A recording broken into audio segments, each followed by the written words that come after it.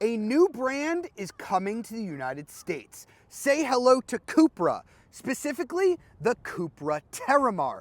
This is a sporty crossover that you cannot currently buy anywhere in the United States. But Cupra wants to sell cars here, which is why they've given CarBuzz a very early opportunity to drive one of these vehicles here in Florida. Now, this vehicle might be gracing the roads of the US in a couple of years, but in this video, we are going to find out whether or not the Terramar is one of the vehicles that Cupra should bring with it when it finally arrives here in the United States, and whether or not the brand should even attempt coming to this market at all.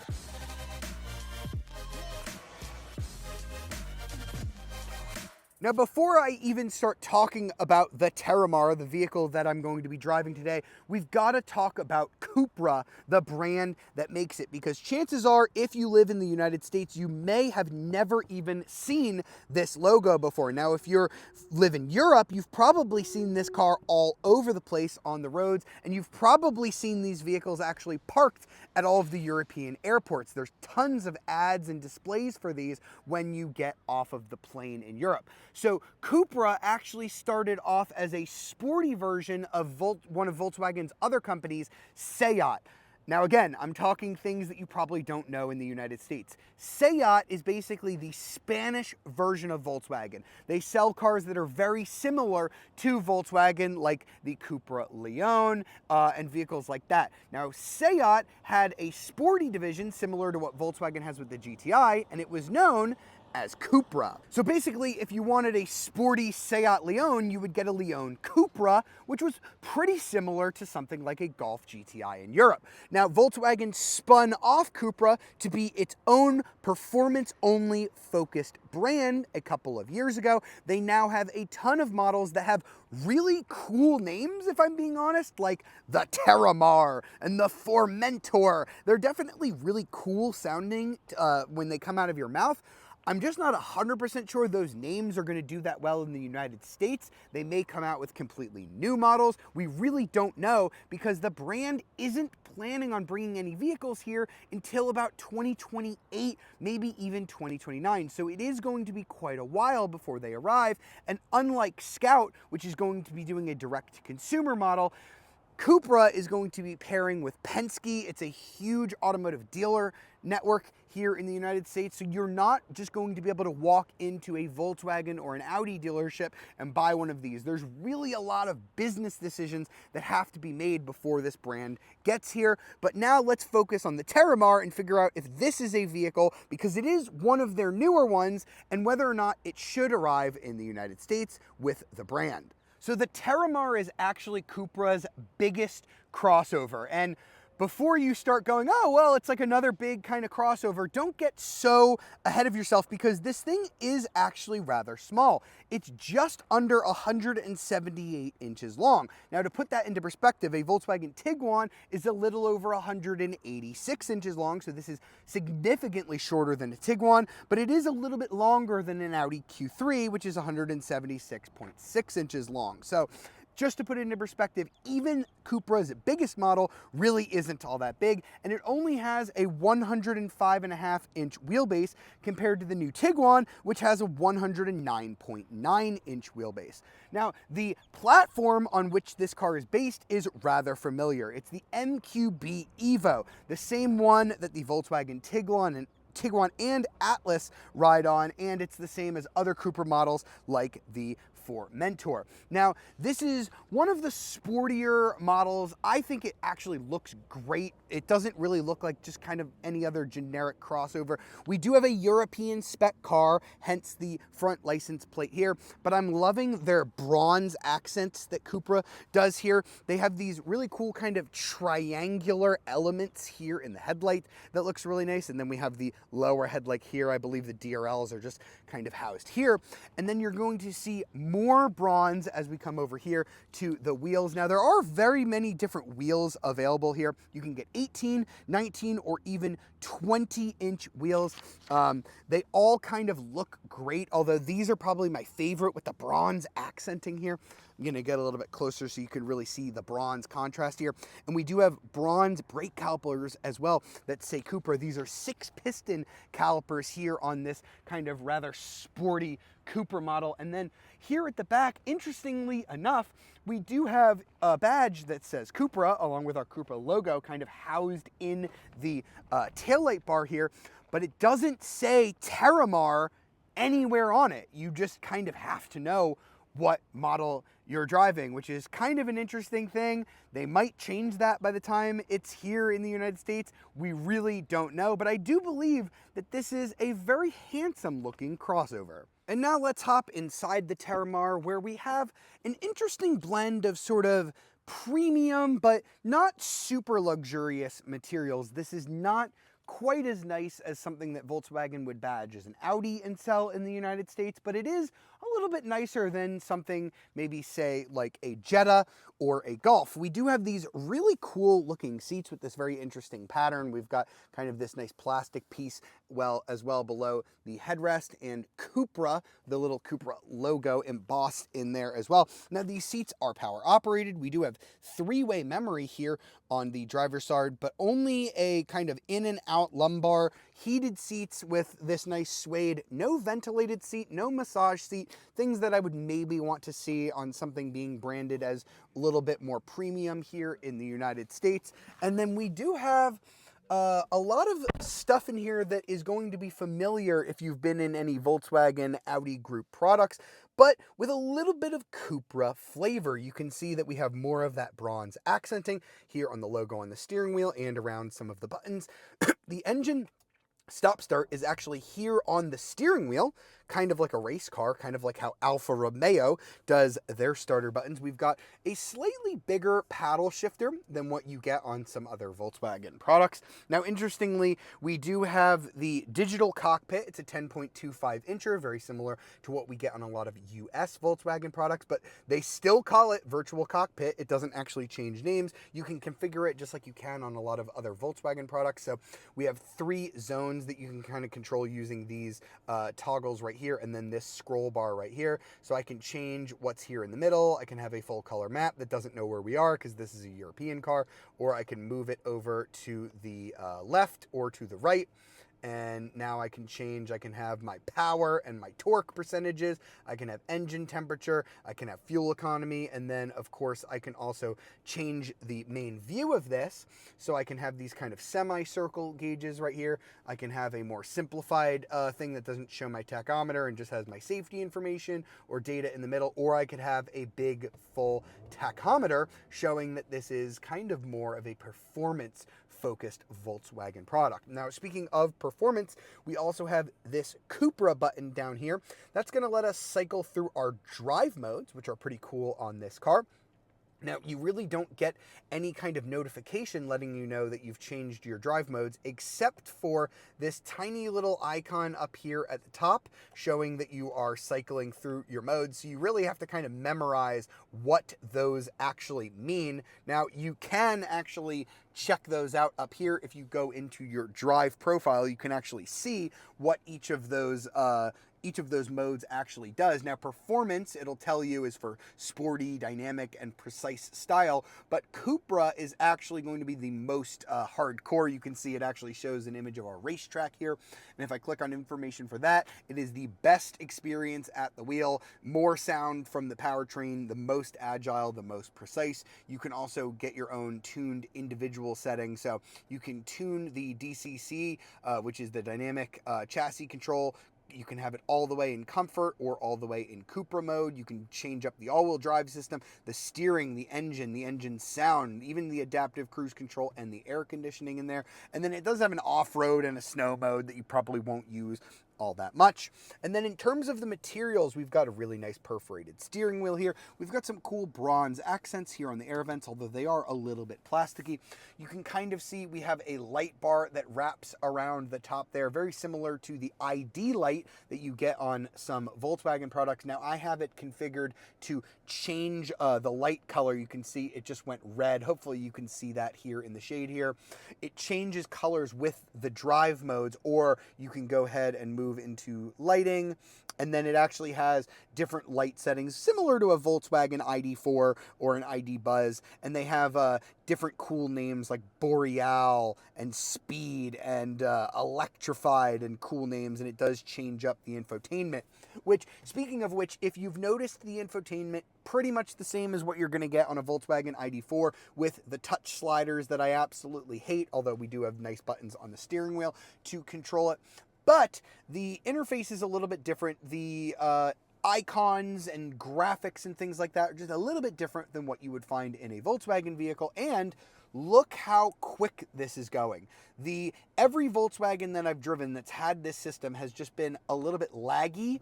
This is quick. This is responsive. So I really want to hear, Volkswagen, why do the European cars seemingly get a quicker version of your UI? That is something interesting because the systems that I've driven in American Volkswagens have all been a little bit laggy. This is very quick, very easy to use. So that is quite nice. The one thing I don't like about it, though, is when you put in reverse, you'll see the 360-degree camera is very low res.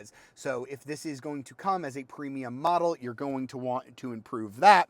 Something that you won't necessarily need to improve is the speaker system. You get 9 speakers as standard, or you can actually upgrade to this Sennheiser. So Sennheiser makes a lot of like headphones and stuff like that. Gamers are probably very familiar with Sennheiser. It's a 12-speaker audio system, and honestly, it sounds fantastic. Something that I would happily have in my Audi product. So as long as that comes to the United States, I will be very happy. Now, I did mention that the Terramar is Cupra's biggest vehicle, but it's not huge by any stretch of the imagination. It's actually smaller than a Tiguan. Legroom is pretty decent, though. I can fit behind myself just fine. Got USB-C ports and air vents back here with a third climate zone that I can even set the temperature on. I do have a panoramic roof, although I forgot to show it while we were up in the front. And then I do have a pretty decently nice cup holder and armrest set up here in the middle. And last but not least, I will show you the trunk in the Cupra Terramar. Not huge, definitely bigger than a Golf. Definitely smaller than a Tiguan. Can't really do the conversion because the Europeans and Americans, we measure our trunks very differently, but I have plenty of room for suitcases and a backpack with a little bit more space as well. Some room under there as well, but no spare tire that I can see underneath there. And I do have a power lift gate as well. But it is worth noting that even though this is the biggest Cupra, the European large is really the same as an American small. So this company is either going to have to come out with different models that are more catered to the American market, or they're going to have to kind of pull a Fiat here or a Mini and kind of sell these as a European chic, you know, it's cool to be small kind of thing, which I'm kind of about, but as we've seen, we typically get a lot of resistance from American shoppers when you try to sell them a small luxury car. All right, now let's get the Cupra Terramar out on the road, a rare thing to do in the United States, where this car, and in fact this entire brand, is not sold. And I can talk to you about the engines that are currently available in the Terramar, but the problem is we really don't know which ones are coming to the United States. I can only make educated guesses. And my educated guess is that we're not going to get the base engine, which is a mild hybrid 1.5 liter turbo 4-cylinder that only makes 150 horsepower and 184 pound-feet of torque. 0 to 62 miles an hour, which is 100 kilometers an hour, is 9.3 seconds. Pretty sure that model is not coming to the United States. I can safely guess that. I would say that we're far more likely to get one of the PHEVs, the plug-in hybrids, also a 1.5 liter engine, turbo 4, but instead of having a 7-speed dual-clutch DSG from the Volkswagen Group, they only get a 6-speed DSG. Also only available with front-wheel drive. They have a decently sized 25.8 kilowatt-hour battery pack, and there's going to be 2 states of tune there. 204 horsepower or 272 horsepower, that more powerful version getting nearly 300 pound-feet of torque. And if you rate them on the European WLTP cycle, they get about over 70 miles of range. Do I think that they would get that on the EPA rating? Absolutely not. But the range could be pretty good, 40 or 50 miles in a performance-focused crossover. That's something that really kind of doesn't exist here in the US, at least right now. The other thing that's interesting about those cars is that in addition to being able to charge at home, they also offer DC fast charging up to 50 kilowatts that can fully charge the battery in just about 25 minutes. There aren't very many PHEVs on the market in the United States that can do that. Now, the PHEVs are quicker, between 7.3 on the quicker model, 8.3 seconds to 62 on the slower model. So those ones definitely are quicker, but they are not the quickest versions of the Terramar that are available. That honor actually belongs to the version that we're driving, which is the gas-only 2.0T. Now, if you're familiar with Volkswagen at all, you know the 2.0T that they make is the EA888. It is pretty much a famous engine from Volkswagen. They've been making it for years now. It goes under the hood of the Tiguan and the Audi A4, and even the Volkswagen Golf GTI and Golf R. Now here you can get it in 2 states of tune. Yeah, there's a million different ways that you can order this car. The first one being just 204 horsepower and 236 pound-feet of torque, 0 to 62 in 7.1 seconds, and you can get that with a 7-speed DSG, which is what we have in this model. But we have the more powerful version, 265 HP, 325 pound-feet of torque. So pretty much the same horsepower that you're getting out of a Golf GTI, but a lot more torque than you get in a Golf GTI. You're actually getting Golf R levels of torque. So Cupra says that this model is the quickest one available. It'll do 0 to 62 in 5.9 seconds. Now we know there is some variance between a 0 to 62 time and a 0 to 60 time. So why don't we pull over and turn around so we can find out exactly what that variance might be. All right, so now I've pulled over, turned around so that we can get a nice straight bit of road here for a 0 to 60 test and see what our GTI powered crossover can do. Foot on the brake, foot on the gas, launch control, 4,000 RPM, woo! Despite launching at 4,000 RPM, it was not a very brutal launch control. It was really smooth. 7-speed DSG is going to do that. It launched from a really high RPM, but because we have all-wheel drive, that was a really drama-free launch. I beat the 5.9 second estimate. 5.44 is what the Cupra Terramar was able to do. Wow, not too bad. I'm going to try it one more time because we do have still some more straight road. I really liked that launch control. It was really good at what it's supposed to do, launch control. Launch program active, 4,000, build up the boost. Little bit of turbo lag on the launch, but it launches so hard, 5.44 seconds. Again, just really consistent. That's what you should come to expect from a Volkswagen EA888 DSG combination. That's what the GTI can do. That's what the Golf R can do. Just repeated, really good launches. Now, here's where the Terramar differs from a Golf GTI or a Golf R. Those are hot hatchbacks, and they are tuned to be very sporty and aggressive.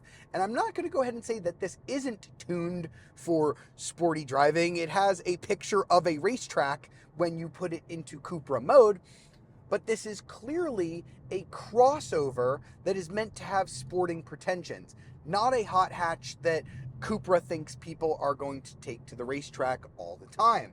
So even in the Cupra mode, which is going to turn the dynamic chassis control, the DCC, which is what you get in a Golf R or a Golf GTI that has 2-valve shock absorbers with adaptive dampers, even when you put that into Cupra mode or performance mode, it really doesn't beat you up that bad. And the road I'm on, I had to leave Miami and get pretty far out, which means nice twisties and open road, but it also means that the road surface is not that great. And even over this, and even in Cupra mode, this thing really doesn't beat me up. In fact, I think it feels a little bit more comfortable than, say, an Audi S model or especially an Audi RS model. So if this Cupra does end up coming to the US the way that this thing is configured, I think a US audience might actually appreciate that it is a sporty, fun-to-drive crossover that doesn't beat you up when the road gets a little bit uncomfortable. And then when the road gets a little bit more twisty, it's got tons of grip. I will say I'm not a huge fan of the steering. I don't think it is nearly as sharp as what you would get in a Golf GTI or a Golf R. There's a little bit of slack, or I should say quite a lot of bit of slack on center. It does tighten up pretty nicely when you load it up, and the all-wheel drive system does give you a lot of grip. Decent amount of body roll. I will say it's not too bad for a crossover. We really don't have too many crossovers, especially not from a luxury brand that kind of handles this well. So it is kind of a nice combination that I could see somebody who wants something that's relatively sporty but not too punishing.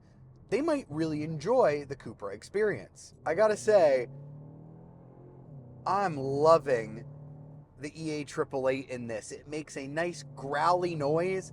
There's a good bit of sound enhancement coming through the speakers.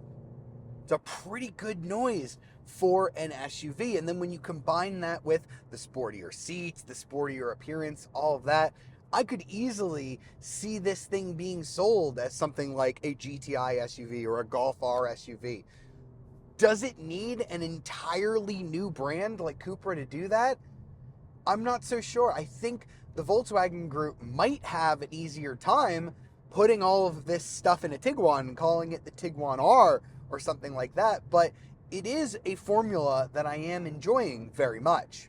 And the craziest part is that this Golf R GTI-ish level of power one that I'm driving is not even the most powerful thing that Cupra makes or has ever made. They actually offer a slightly smaller car called the Formentor.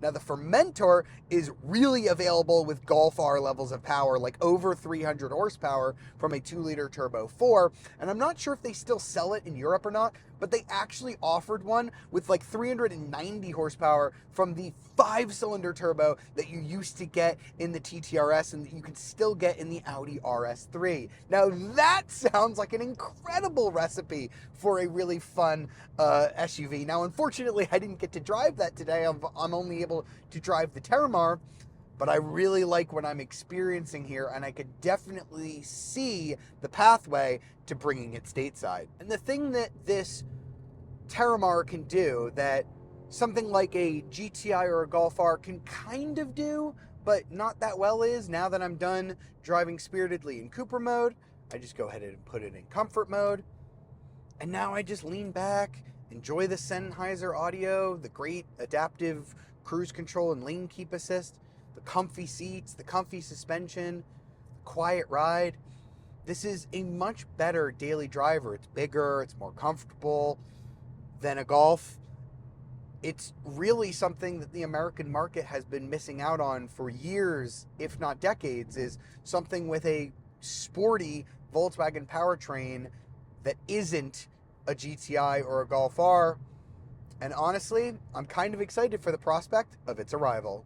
That's going to wrap up our time with the 2025 Cupra Terramar, and it might be quite a long time before I ever get to touch another Cupra model, because this brand is not scheduled to arrive in the United States until 2028 or 2029. That is even after Volkswagen's Scout brand is scheduled to arrive in 2027. So it is going to be quite a long wait, and the brand has quite a number of things it needs to figure out before then, including which models is it going to bring. I know the Terramar is kind of their newest one, but it'll be pretty outdated by 2028. So maybe they're going to have to come out with an all-new model. They've already said it that they might do a US specific model when they do arrive here. It might even be a sports car, which would be pretty cool, but nothing in the current lineup really stands out that much to me. Now, the problem here is we have no idea how much these cars are going to cost. If you just do a straight euro to US dollar conversion, which never really gives you an exact estimate of the car, even that slow mild hybrid version is going to cost about $48,000. The PHEV is about $56,000, and starting price on the 2-liter turbo is $57,500. That is properly Audi money. And if you told me that this was just the new Audi Q3 and this engine that I just drove is going to be the new Audi SQ3, I would totally believe you, but then why does Volkswagen need to create this whole new brand and go through the whole process of introducing the American market to a new brand, which, as we've seen with companies like Alfa Romeo and Polestar, doesn't always go over that well. Americans aren't that quick to embrace something that they've never heard of before. So that's a tricky bit to me. Let me know in the comments if you would buy a Cupra, specifically a Cupra Terramar, if it were sold here in the United States. I want to hear from you. And as always, if you enjoyed this video, be sure to like, subscribe, and ring that notification bell to be alerted of our latest videos so I can bring you more interesting content just like this. I'll see you next time.